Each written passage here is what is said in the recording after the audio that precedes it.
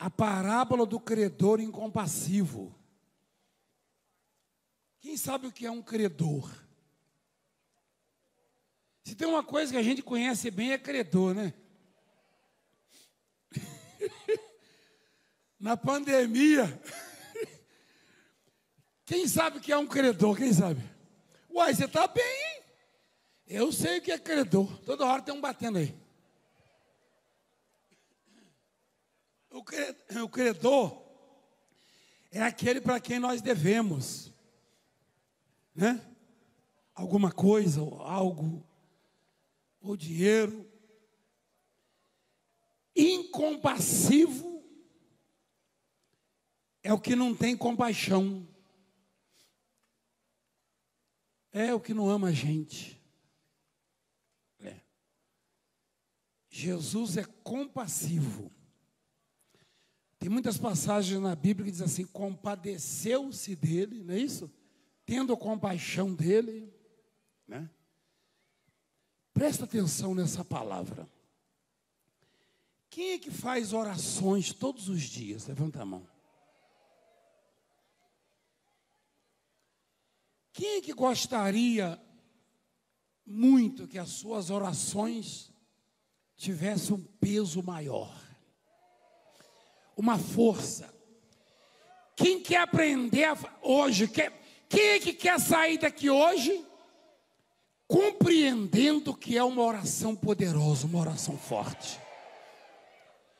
Hoje, bispos, pastores, pastoras, missionários, obreiros, todos vocês, os internautas, os telespectadores e ouvintes, todos nós vamos aprender a fazer uma oração forte, uma oração que resolve. Amém? Existe, existe. Existe. Presta atenção nessa palavra. Olha lá. Por isso, o reino dos céus é semelhante a um rei que resolveu ajustar contas com seus servos. O assunto é o que mesmo, igreja? Não, não. Eu vou ler de novo. Por isso, o reino dos céus. O assunto é o que, igreja? Reino dos céus. Reino dos céus. Muita gente pergunta, né? Como entrar no reino dos céus? Como ser salvo? Como conquistar o reino dos céus? Olha o que Jesus ensina.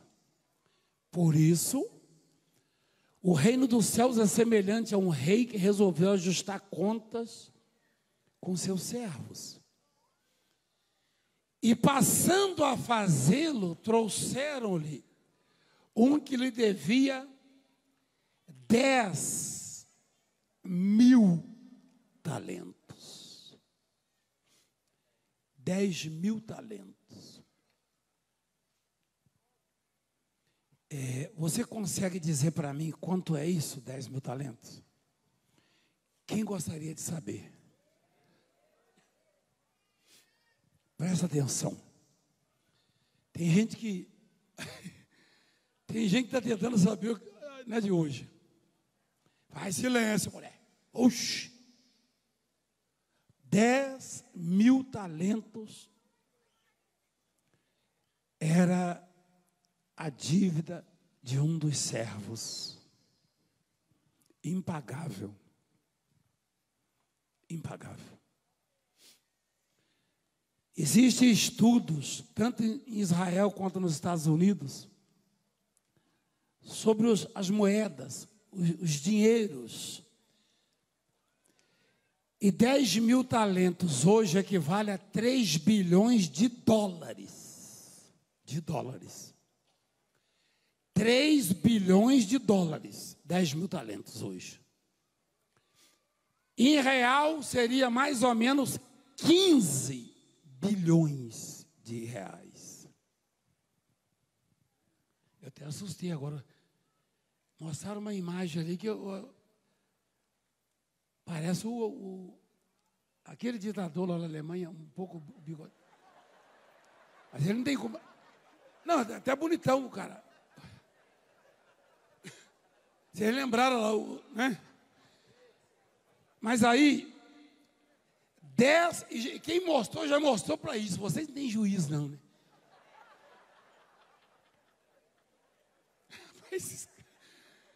Vocês não façam, não. Vocês veem alguém parecido com outro alguém, já quer mostrar para eu falar, né? Vocês acharam alguém parecido comigo aí, não? Já acharam?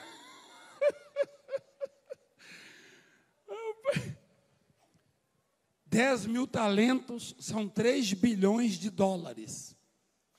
Ou 15 bilhões de reais. Para mim e para você, impagável. Quem concorda?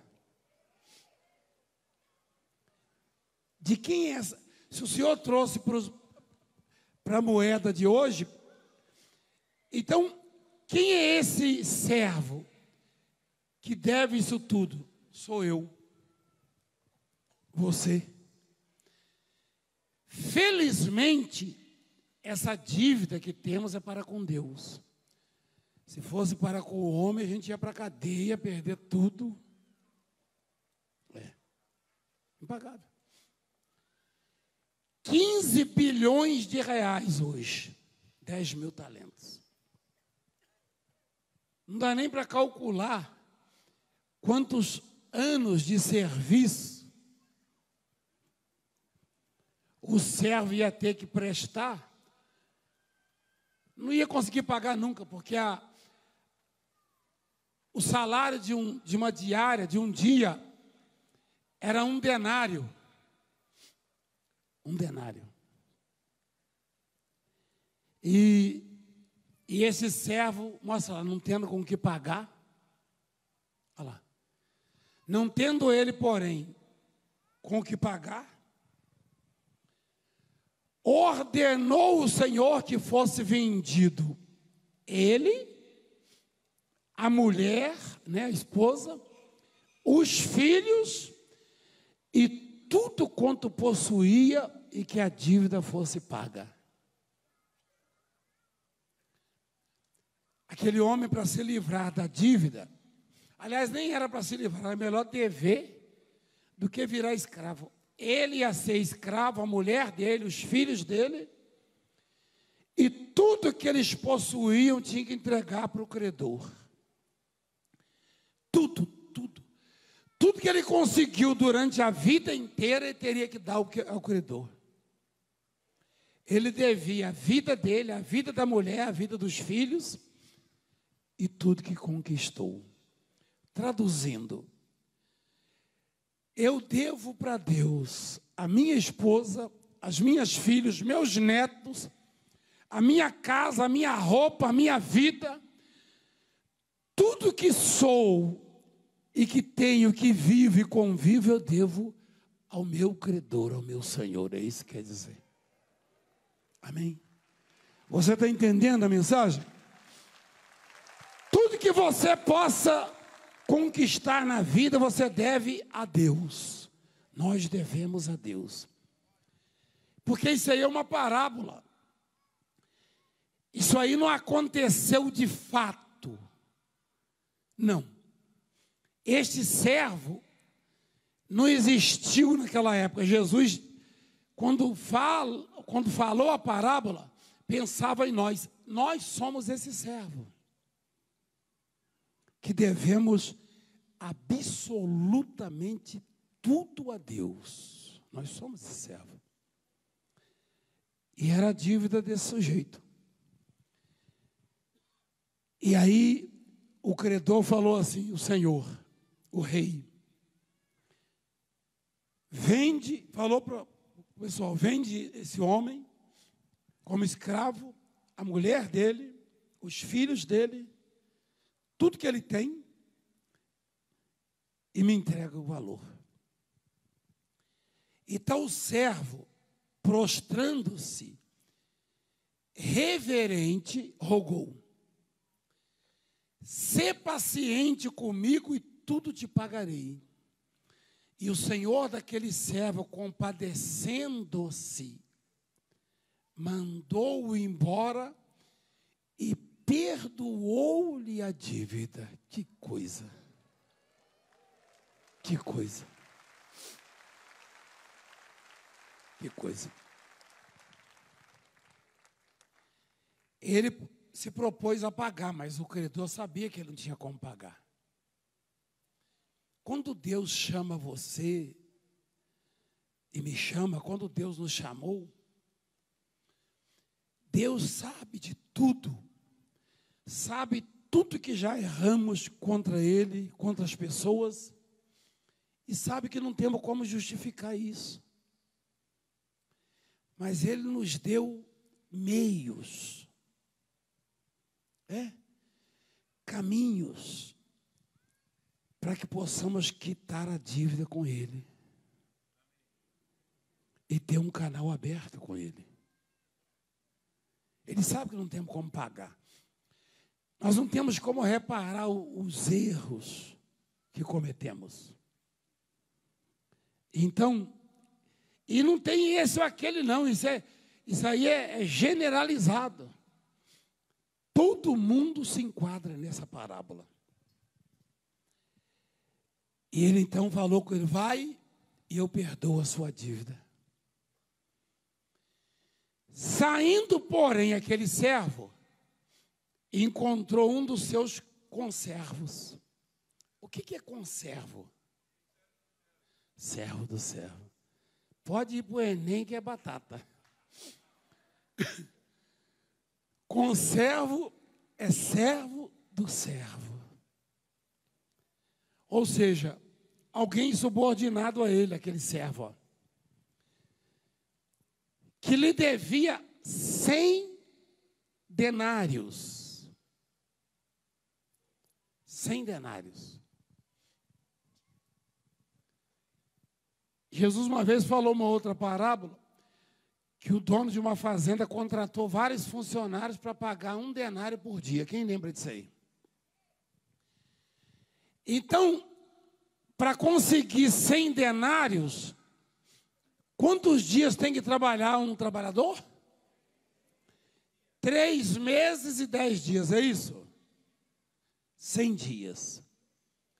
Essa dívida se compara à dívida do servo de 10 mil talentos? Nunca. Nunca. Nunca. Porque a diária de um trabalhador simples, comum, era de 1 denário. 100 denários ele teria que trabalhar 100 dias sem receber nada para quitar a dívida. Essa era a dívida que ele tinha para o outro que acabara de ser perdoado de quanto? 10 mil talentos. 15 bilhões de reais. Olha lá. E o que ele fez? Agarrando, o sufocava dizendo, paga-me o que me deves. Então o seu conservo, caindo-lhe aos pés, lhe implorava, sê paciente comigo e te pagarei. Ele, entretanto, não quis. Antes, indo-se, o lançou na prisão, até que saldasse a dívida, que não era tão grande assim. Ou seja, os erros que as pessoas cometem para comigo não chegam nem perto dos erros que eu cometo para com Deus. Eu e vocês erramos muito mais com Deus do que as pessoas erram conosco. É isso que quer dizer a palavra. Quem entende isso aí? Qualquer pessoa que possa suscitar mágoa no seu coração não comete nem 1% daquilo que você faz e desagrada a Deus. E isso não tem bom. Não tem bom. qualquer tristeza que alguém pode lhe trazer, você entristece muito mais a Deus. E não sou eu que estou dizendo, a parábola é só isso. E quais as sequelas, quais os danos, você vai saber. Você vai saber.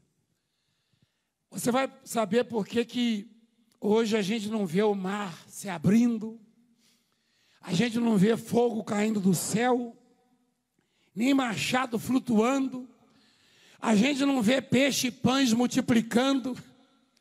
Você vai saber porque raramente você vê um morto ressuscitar, você vai saber. E a sua oração a partir de hoje vai fazer proezas.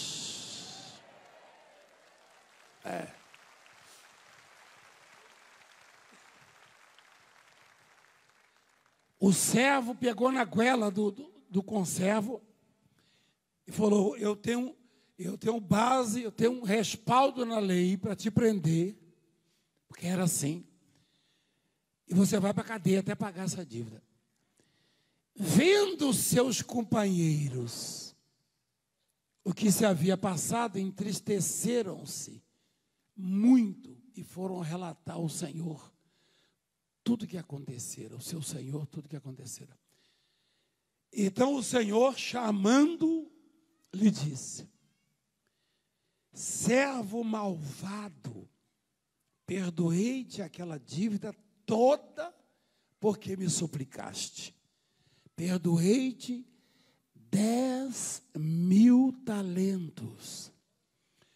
Não devias tu igualmente compadecer-te do teu conservo, como também eu compadeci de ti? E indignando-se o seu senhor, o entregou aos verdugos. Ou seja, aos carcereiros, às autoridades, até que lhe pagasse toda a dívida. Assim também meu Pai Celeste vos fará, se do íntimo, não é da boca para fora não, hein? Se do íntimo não perdoardes cada um a seu irmão.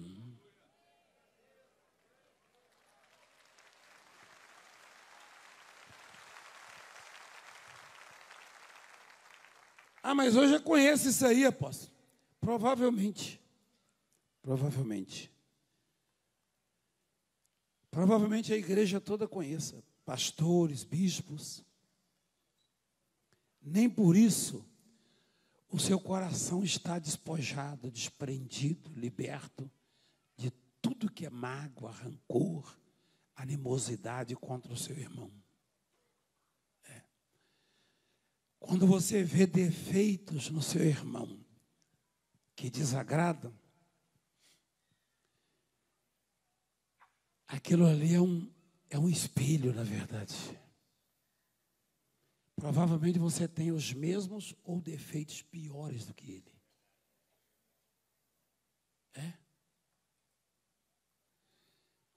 Mas a mensagem tem uma concordância, acho que é Mateus 11. Quando Jesus amaldiçoou uma figueira. É isso mesmo, filho? Marcos 11, perdão. Marcos 11. Jesus amaldiçoou uma figueira que vivia de quê? De aparências. Só tinha folhas, linda figueira. Uma árvore extraordinária para quem olhava. Mas Jesus procurou frutos e não achou, e falou: nunca mais como alguém fruto de ti. Quando passaram no dia seguinte, um dos discípulos falou assim: Senhor, eis que a figueira que amaldiçoaste secou. Ao que Jesus lhes disse: tende fé em Deus. Você está curioso o que tem a ver perdão com fé, né? Presta atenção. Porque em verdade vos afirma que se alguém disser a este monte: ergue-te, lança-te no mar, não duvidar no seu coração, mas crê que se fará o que diz, assim será com ele. Por isso vos digo que tudo quanto pedirdes em oração, ou tudo quanto em oração pedirdes, crede que recebeste, será assim convosco.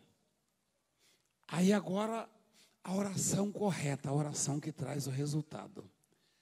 Primeiro Jesus fala da força, do poder, da eficácia da oração.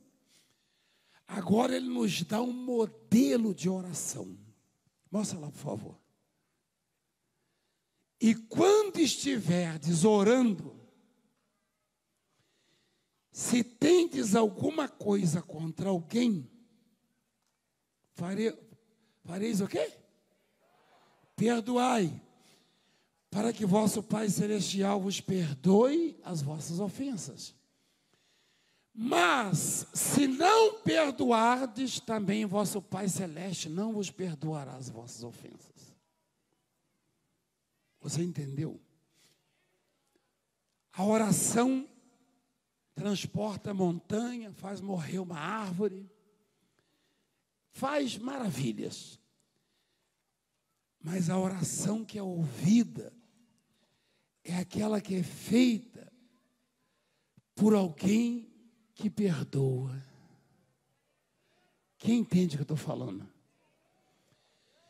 Se você não perdoa, a sua oração não... Você pode ser o que for, apóstolo, bispo, pastor, padre, pai de santo, obreiro, membro. Você pode ser rei, você pode ser o que for. A oração de quem não perdoa não vale absolutamente nada. E não sou eu que estou dizendo. Primeiro Jesus disse para os discípulos que estavam admirados: vocês estão admirados porque a árvore secou? Se você orar com fé, você pode falar para o monte: sai daí, o monte vai sair, vai obedecer. Mas quando você estiver orando, examina o coração para ver se você tem alguma coisa contra alguém. Ou se alguém te aborreceu em alguma coisa e você guarda aquele sentimento. Perdoa, porque aí a sua oração vai ser ouvida. É isso que está dizendo a palavra. Então a força da oração não está na eloquência, nas palavras escolhidas. Tem gente que até ensaia a oração para orar na televisão, no rádio. Sabia? Eu estou falando porque eu conheço.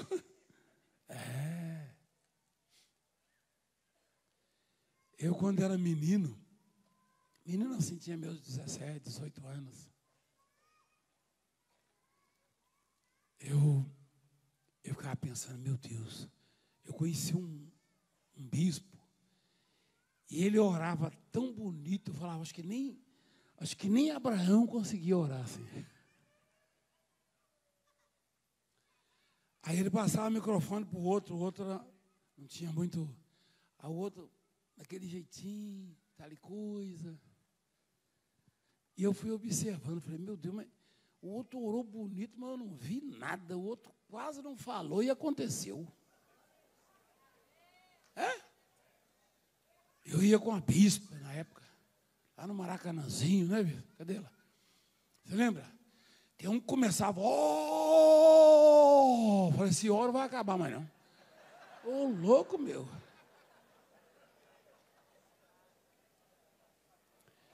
E o outro, pai, eu estou com vergonha. Então, a força da oração não está na beleza da oração. Se é que eu posso dizer assim. Não. Mas no quanto o seu coração está despojado de sentimentos ruins, malignos, nocivos. A força da oração está na pureza do coração e da alma. Porque se tem sentimentos, ressentimentos, se você está preso a alguma mágoa, alguma coisa nociva, você pode conhecer a Bíblia, você pode ter as palavras mais bonitas do mundo, que você não vai tocar o coração de Deus. Mas se o seu coraçãozinho estiver purificado, a sua consciência purificada, se você perdoou e buscou o perdão daquele a quem você ofendeu, você não precisa nem falar praticamente, você vai pensar e Deus vai te ouvir.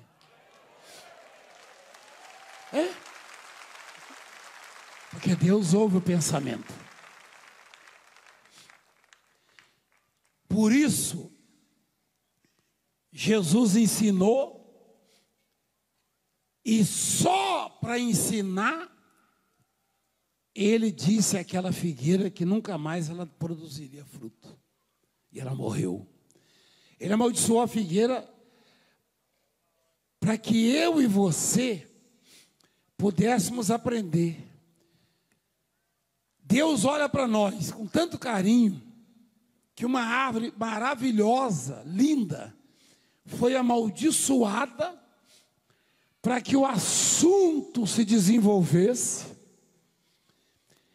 E parecia que o ensinamento era sobre fé. Quando de repente ele fala, quando vocês estiverem orando, se tiver alguma coisa contra alguém, perdoai. Ou seja, a sua oração só vai transportar a montanha ou fazer a figueira secar. Só vai remover tudo que é imundícia, que é problema dos seus caminhos, quebrar todas as barreiras, se o seu coração perdoar.